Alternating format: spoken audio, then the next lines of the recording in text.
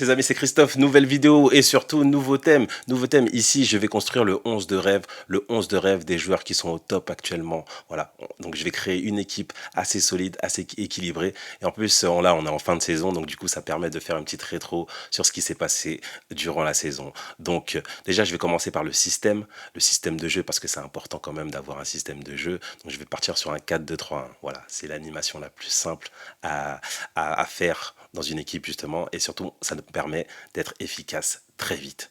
Donc voilà, 4-2-3-1.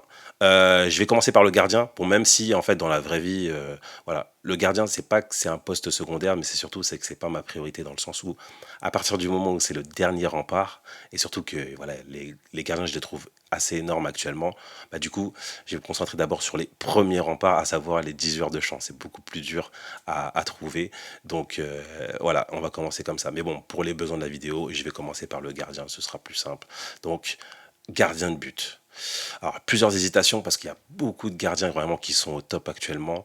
Bah, je vais vous les lister un petit peu, hein. Il y a Ter Stegen au Barça, vous avez Ederson à Manchester City là, qui vient de faire une finale incroyable et qui a gagné la Ligue des Champions avec Manchester City.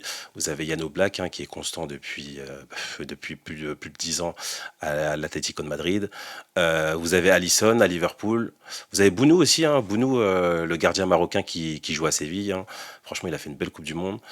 Vous avez évidemment Keylor Navas, hein. Bon, après, ça, c'est un coup de cœur dans le sens où il a joué au Real, il était énorme. Il est venu au PSG, il était énorme.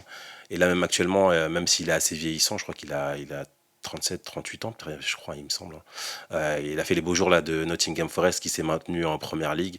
Il y a vraiment eu un avant et après lui. Évidemment, vous avez Magic Mike, à savoir Mike Maignan, qui joue au Milan AC. Ouais, un gardien incroyable, notre gardien en équipe de France, donc c'est top. Non, non, je ne mettrai pas Donnarumma dans cette liste, hein. Et c'est pas parce qu'il a fait une saison, voilà, plutôt moyenne cette saison. Non, non, j'avais déjà des doutes quand il joue au Milan et quand il joue à l'Euro avec l'Italie là. C'est que, en fait, c'est certes un gardien de très haut niveau, mais pour un gardien de très haut niveau, je trouve qu'il a beaucoup, beaucoup de problématiques, beaucoup, beaucoup voire de lacunes, hein, on peut dire les mots, on peut dire les termes, hein. Notamment sur ses sorties aériennes, son jeu au pied. Franchement, pour un gardien de haut niveau, je trouve ça problématique. Très très problématique. Donc je ne le mets pas dans cette liste. Mais j'ai beaucoup hésité entre Thibaut Courtois, qui est absolument monstrueux au Real, et André Onana, qui est à l'Inter de Milan. Je vais partir plutôt sur Onana dans les buts. Alors pourquoi Onana?